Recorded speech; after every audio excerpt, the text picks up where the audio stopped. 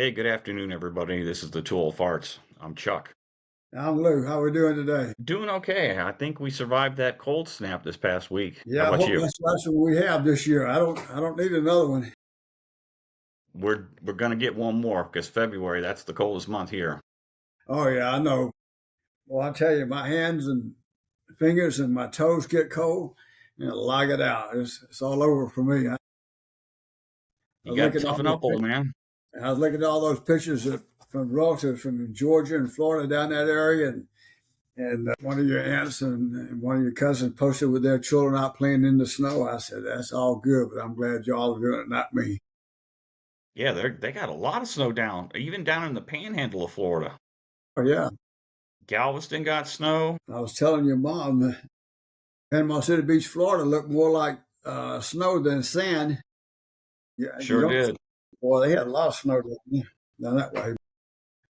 It's all good. I tell you what, we could use is some rain. We are like at stage 3 drought conditions here in San Antonio. Yeah, we got a little shower last night, early this morning, and Yeah, we hopefully, did too. Very little.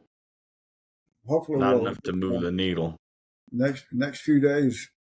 Maybe we'll get some and keep our fingers crossed. But you're right, we could use it. You know what surprised me? I looked at North Carolina. I mean, North California and Southern California. Northern California is just drenched in rain. Of course, they got more rain this weekend. But then Southern California is in a drought, and the second worst in the history for Southern California. It's amazing how things like that happen. Yeah, absolutely. So anyway, since I got a granddaughter born in January, I, I looked up some funny stuff You talking about about my eldest daughter? your eldest daughter. My elderly daughter. January babies are unique. Those born in the early year could be an advantage in school, sports, in their careers, and all those kind of things. January baby's horoscope sign is Capricorn or Aquarius. Two different ones, depending on what part. She's Aquarius, but Yeah, Aquarian babies are thought to be intelligent, quirky, and independent. The other sign is represented by water. Aquarius is actually an air sign.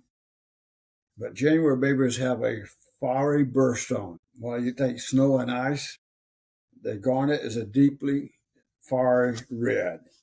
It's said to symbolize friendship and trust. And January babies have two flowers, carnation and a snowdrop. that's a flower, a snowdrop.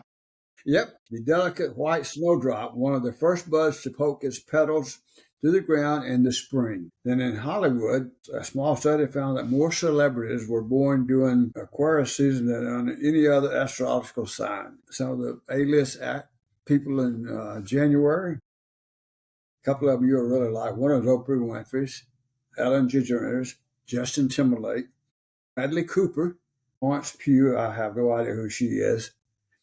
Renee Goulsbury, Mary J. Blige. I know who she is. Issa Rae, Julia Louis-Dreyfus. I know who she is. Regina King, Dolly Parton, one of my favorite all time. Alicia Keys and Kerry Washington. I knew about half those names. You and me both. Researchers in Australia found that there were 33% more January babies than expected playing in Australian football. Pretty interesting. There's more that 36% of the hockey players drafted by the NHL between 80 and 2007 were born between January and March. Interesting. January babies have leadership potential. They found that January is one of the top 5 CEO producing months. March, April, November, and October are the other 4 for leadership. And January babies' tendency to have a path to medical doctors. January babies are pretty chill. The warmer the weather of their birth month is the only thing that's cool. Babies born in winter months are less irritable. I don't know how that plays out, but than people born in other seasons. Only January babies land among it. Only one January birthday lands among the top 200 most popular, and that was one that's born on January 24th, which is number 199. I thought that was kind of interesting. Shout out to your oldest there, because I think a lot of that stuff fits her. because she is definitely a leader. Yeah, she is. There's no doubt about that. First one to get a college degree in our and all of my granddaughters. Well, yeah, she was the oldest. I Yeah, mean, she that. had a head start. She had a head start at least on everybody else. Yeah, but she persevered and she She got it. did. She Yeah, did. got to give her a shout out and give her credit for that. So I'm pretty proud of all of my granddaughters. Before we get started on some other stuff, I got something to show you here. I don't know if you can see this. Can you see that? 1959. Jordan and I, every year, we go out, look at Christmas decorations. That's the thing that we started when she was just a little bitty girl, okay? So we go out to Windcrest and things. So I saw this sign. A couple of things I want to share that I thought was kind of funny. In 1950s, slang terminologies, ankle biter. They should have said nose biter. Because I know one son who was a nose biter when he was really young. I just call you Aunt Carol and ask her. She'll tell you. Get bent, go away. I always thought that What? was right. I didn't Get get. it, What was that last one? What was the last one? get get excited, go ape, go away, unreal, leaving a place, and what was cool, what things cost. How much you think a home cost in 1959? $20,000. Close, 19,000. A median household income was $5,400. Yeah, A stamp that sounds cost about right. 4 cents. A stamp cost 4 cents. A gallon of gas cost 30 cents. A dozen eggs cost 53 cents. And a gallon of milk cost $1.01. I thought that was pretty Wow, neat. Yeah. you spent a lot of money on food back then. Yeah. Then popular music, The Battle of New Orleans with Johnny Horton, Lonely Boy, Paul Anka, Venus, Frankie Avalon, Personality, Lloyd Price, Mac the for Bobby Darin, and The Three Bells by the Browns. So I thought So that was what brought up 1959? What's just when we were going through Windcrest looking at the Christmas decorations, because they have a big deal every year. And actually, a couple of years ago, they were actually on one of those shows, the Christmas that shows all the home decoration where they win 50,000, $100,000, whatever it is. Actually, they had one to place, I think, third in that category that year. Anyway, we just go through there. I just saw that sign on prices in 1959 they had as part of their yard decoration. So I just took that picture. Yeah. Because otherwise, 1959 doesn't mean anything to anybody except us old farts. well, yeah, it means something to somebody. Yeah. So anyway, we got Super Bowl coming up here pretty soon. Yeah, who's going? I've not watched one We'll NFL know, game this we'll year. know today. Right now is the Eagles playing the Commanders, I think. I know the Eagles are playing now. Then later on tonight, the Chiefs and the Bills play. And the winner of those two games will go to the Super Bowl. Now, I do know there was a lot of controversy about a roughing the passer call that should not have been a roughing the pass, or was it? No, it wasn't roughing the passer. Targeting. I think it was a targeting hit. Yeah. Yeah, that it was not at all. I saw the video clip numerous times. It was not targeting. Do you know how many players have never lost a Super Bowl? I don't think there are any. Wow, that 20, many 25 quarterbacks. I'm going to take that back. 25 quarterbacks never that lost a have Super Bowl. never lost. Terry Bradshaw has four. Zeke Bratkowski, you don't remember him, played for the Atlanta Falcons back in the day, had two. Bob Greasy had two. David Hum, I don't remember him at all, had two. Falcons have a Super Bowl victory? Huh? The Falcons do not have a Super Bowl victory. He didn't. I didn't say the Falcons. I'm talking about quarterbacks. Okay, Okay. I didn't say who they played for. Okay. Then Roger Staubach has two. Bart Starr has two. Jeff Rutledge has two. Jim Plunkett has two. Earl Morrall has three. Joe Montana has four. Eli Manning doesn't have any losses. Super Bowl wins. Yes, yeah, he has no losses. These are the 25 with Super Bowl wins. Now they're talking about losses now. They never No. lost. That never lost a Super Bowl. These Yeah. players never lost a Super Bowl. Yeah. Eli Manning has never lost a Super Bowl. I don't know. I have to go back and check. But anyway, out of that 25, how many do you think was from played the ball at Alabama? One. How about one, two, three, four? Or Four. three. I'm sorry, three. Bart Bart Starr, Starr. Bart Starr, Jeff Rutledge.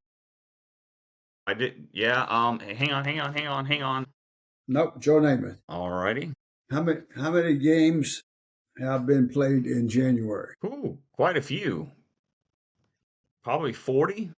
And 15 have been played in February. You know why they played in February? It was back to, and they moved it into February. There was one time in 2002 that moved it back to January. Then in 2004, they started playing them all in February. And I don't know why. I didn't do that kind of research, other than maybe COVID has something to do with it. I don't know. I know that 9/11 was the original reason why they moved it to February. And I'm sure in the last few years, those dates have changed a little bit in February because of the college football playoffs and stuff like that. So, Speaking of football, I don't know if you get the MGM Plus channel if you subscribe to it, but they have a series out called Icons, and it's about football. And I've been watching a couple of them. So the first episode was Brett Favre, and the second episode, if I'm not mistaken, was Vince Lombardi. okay. You tend to forget how great of a man and a coach and a leader he was until you go back and you rewatch Exactly. the history, and almost all of the football isms and sayings and quotations come from him. Yep. And he was first, he won the first two Super Bowls, one and two. That is why the trophy is named after him, because the first two Super Bowls were against the AFL and the NFL before the merger, which is now why you have the NFC and the AFC, because the Cowboys, the Chiefs, those were all AFL teams that merged into the NFL. Yep.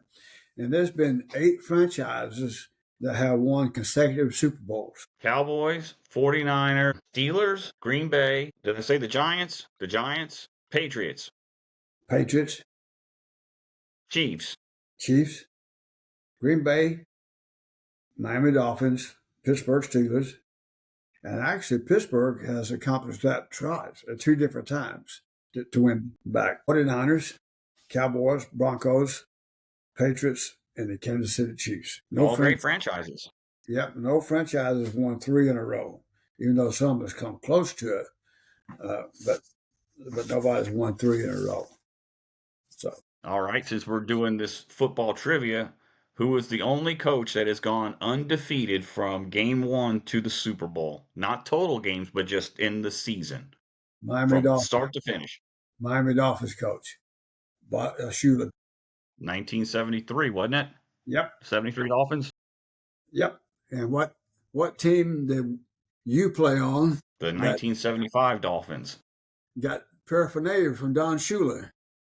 Didn't we win our Super Bowl? Yeah, we won the Super Bowl, undefeated that year. As a matter of fact, I sent Don Shula a letter just to tell him about you guys, the Dakota Dolphins, and what you've done and stuff like that.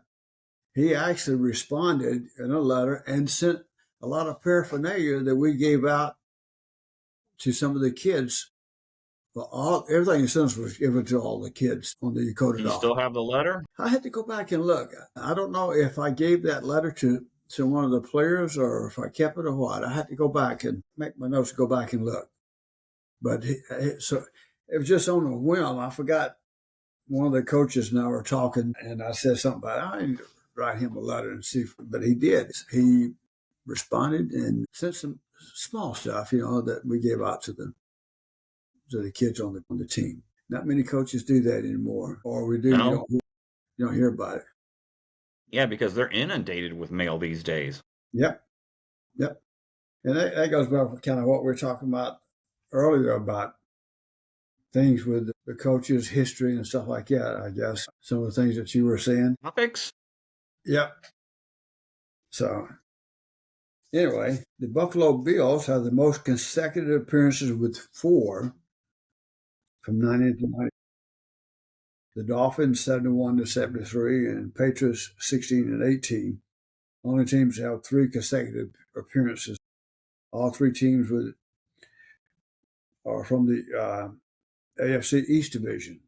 A lot of information there. Sorry, I went to see if in the closet I had any of my old Chiefs or Dolphins jackets from when I played football when you coached. Yeah, I got to go back look because the Chiefs actually won. The Chiefs actually won the Super Bowl. We only had lost 1 game that year. And what was funny about that season, the team that we lost the game to in the first part of the season, we actually ended up beating for the championship game. So we had a lot of fun. I will say this, people, do not play for the same team your dad coaches for. That's true. Trust me. If if you don't want heartache and disappointment, don't play for your dad because he'll never give you the ball. Yeah, but I'm gonna tell you what you learned and what you did there in Japan sure made a whole lot of difference when you played football in Warner Robins. Yeah, I did okay. I was just on the small side compared to those kids. Yeah, but how many people, kids your size, played defense, played nose guard, None. and who could submarine and get in and tackle in the backfield? None. None. I'm gonna tell you, but you did. Yeah, and I think didn't I block a field goal Yes, you did. or was it a punt? I think it was a field goal. But that's fun. That's all about growing up, fun times you have, and things like that. Warner Tell you Robins, what, Georgia, and Yokota, Japan were the 2 best assignments for us, I think. you think so? Yeah. For me, the most fun. I'll never forget in Warner Robins, your RMZ Suzuki motorcycle. Yeah, the RM 80. Yeah. Going down there and seeing you come off that damn hill. That must have looked like about 50 feet to the ground to me. I don't know, maybe more. Then landing that sucker, going around in between 2 pine trees that barely the handlebars fit in between. Yeah, I was dumb and fearless back then. But it was so much fun. That dirt bike. I still wish I had one. And dirt bikes aren't cheap. No, Even today, they're not cheap. You're right. I do miss those days. I miss going fishing. I miss being in the Boy Scouts, going camping. climbing Mount Philmont. Yeah, that was a long hike we did out there. That was 10 days out in the wilderness, and I think we hiked almost 80 miles over those days. Then going to a football game in Atlanta. I think you're, That was because I was delivering newspapers, remember? And we got a bunch of the newspaper carriers got free tickets to go see the Peach Bowl. yep, Peach Bowl in Atlanta. Do you know the first 2 bowl games that I ever went to with you, obviously? Well, no, the first one was you didn't go. That Peach Bowl had Purdue playing, and then when we got to Texas, you and I went to see the Bluebonnet Bowl in Houston, and Purdue was playing in that bowl as well. We went to, in Japan, we went to, I can't remember which one. We saw a football game. I The think it was Japan all Bowl. American. It was the Japan Bowl. Yeah, it was a sort type game, right? No, it was an actual bowl game. Yeah. Do you remember who played? No. You don't remember the 2-time Heisman winning running back, Archie Griffin.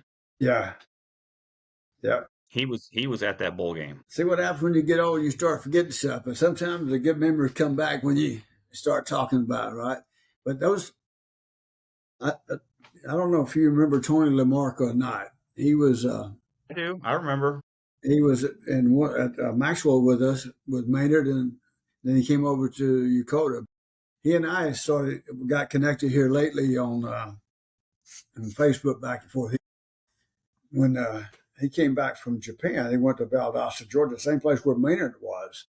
And then he got out and he stayed down there. He's in real estate. So I'll give a shout out to Tony and to if you're in Valdosta, Georgia, you need a good real estate guy, somebody who's going to be honest and upfront. Go by and see Tony LaMarca. You were right. It was an all-star game, the Japan Bowl. Yeah. And the first one was in 1976. Yeah, that was the bowl game we went and saw. I thought we went twice. I guess it was just the once. But those two assignments to me, those are the things in life. Just I'm sure in your military career, you have certain assignments that which you had when you had the most fun. Fun at almost every place. It's really hard to say. I have fond memories of my first assignment to Germany, just because, first time away from home, being in Germany and just doing the little things. The second time to Germany wasn't quite as fun the first time. It was, I guess, a lot of sadness for what was going on in my life at that time. I really didn't like Fort Gordon, Georgia. Didn't like being stationed there. Fort Riley, had a lot of fun there. Met a lot of good people there. Fort Hood was kind of mixed, good and bad. Italy was probably Brenda's and I's best assignment. I think you had the most fun there. Yeah, but it was just rewarding across the board. I never worked harder and was gone more than I was in Italy. Yeah, but you went to Italy. You're the warrant officer when you went to Italy. Yes. Yeah, and that was a huge decision that you made.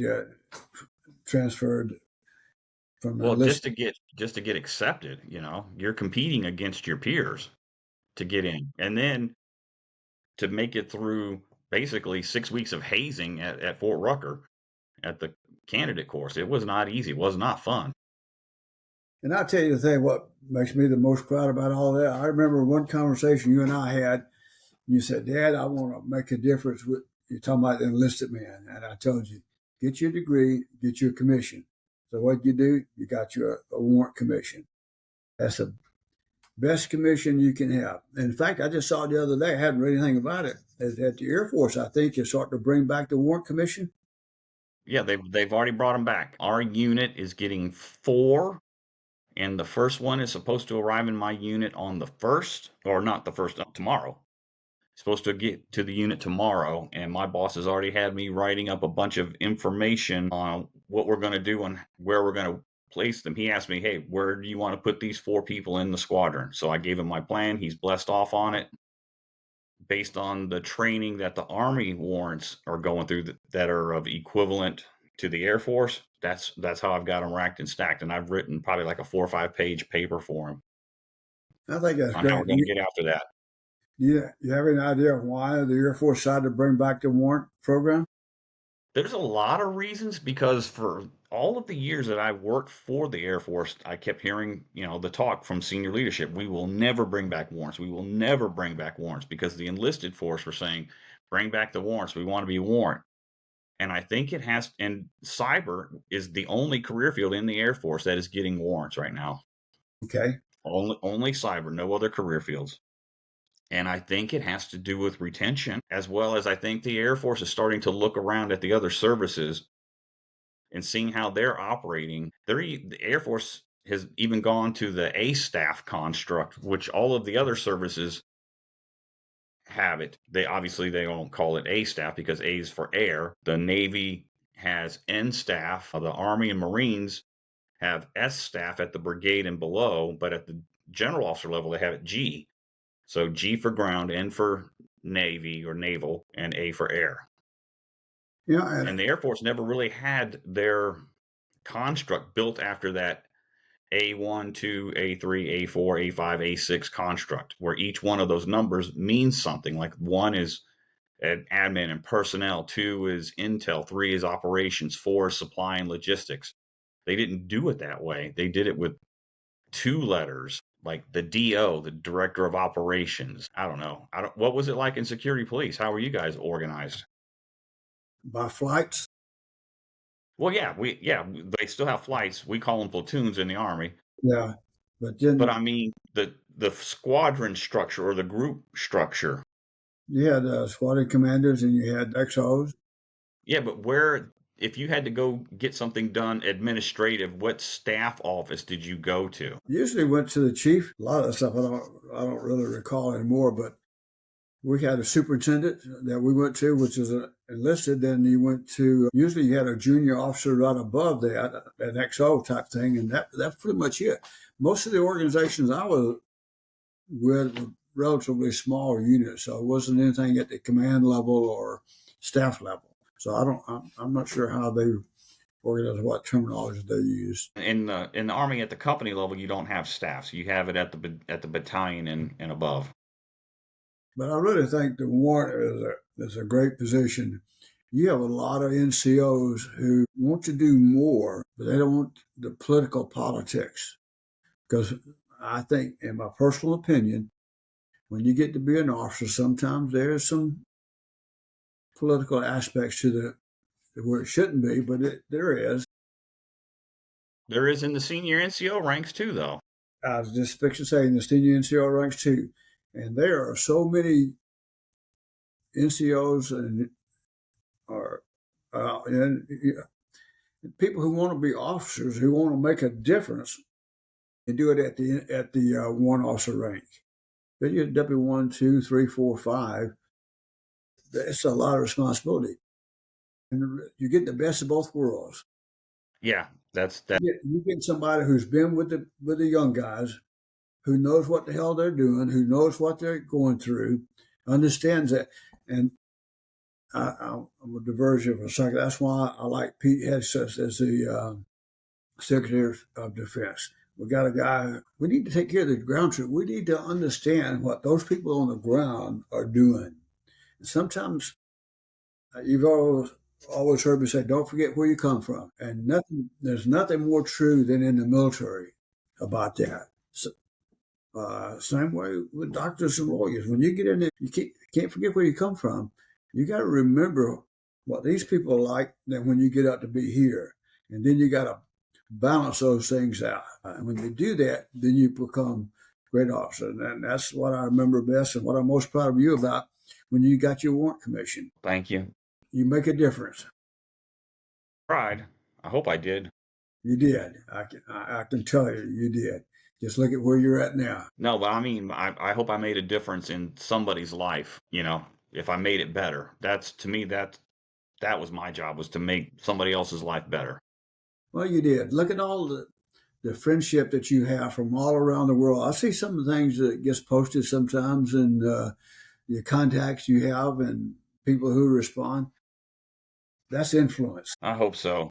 Anyway, Might as well wrap it up here at this juncture before we start rambling, looking for straws to grasp and things to talk about. yes, it is. And got two good football games on today. Then a little bit later on, we'll get the Super Bowl. And of course, Alabama doing pretty good in basketball. So, and Yeah. I hope we'll we do good in football next year. we'll give a shout out to one of your cousins who the golf is in charge of all the golf program at Auburn University. For the women. Yeah, for the women. Haley, you've done good. We're proud of you. So Absolutely. Doesn't matter that she's coaching at Auburn. I just wish everybody success wherever they're at. absolutely. Absolutely. That's what it's all about, isn't it? It should just be about talking trash, and that's about it. Because everybody goes to college somewhere, and that in and of itself is an accomplishment. And that's the key. If you don't want to go to college, then Get you a find you a good good trade. job, a good skill, and develop that skill and make a lot of money at it. And be happy with what you're doing. If you Hang want to on, go to before we close up, we're going. See, you just brought me right back to Vince Lombardi.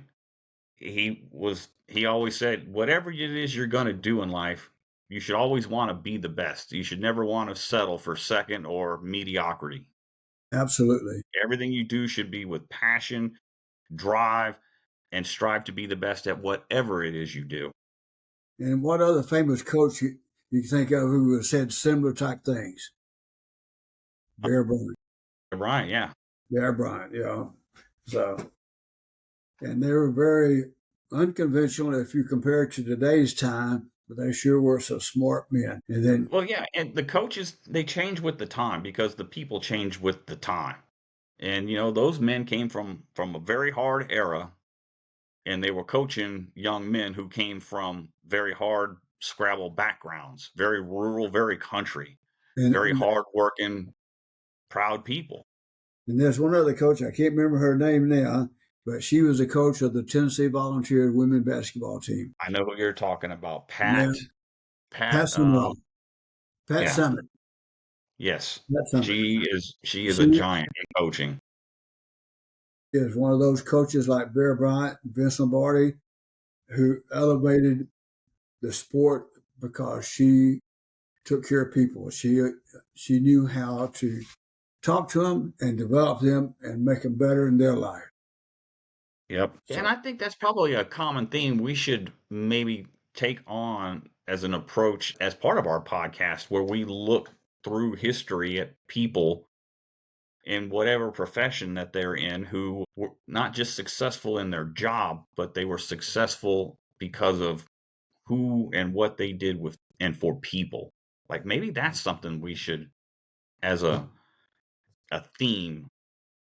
And I still keep thinking about doing some interviews. I've got an idea for one. This lady that I worked with at my last job, her husband, they were both retired Air Force. He does real estate, and I think he's done a few podcasts, and he's fairly successful in real estate. And I know that's something that I would like to get into, and I think maybe we could talk to him a little bit about get a little cross promotion, a little cross branding, and learn about real estate. yeah, yeah, that's a couple. You're right. There's a couple people I got in mind. I think would bring in some good information about success and crossing over and the things they did in life. And sounds like a winner to me. Okay. Oh, better get off this thing, boy. You ain't Carolyn gonna be sending me a text message. We're about almost 38 minutes.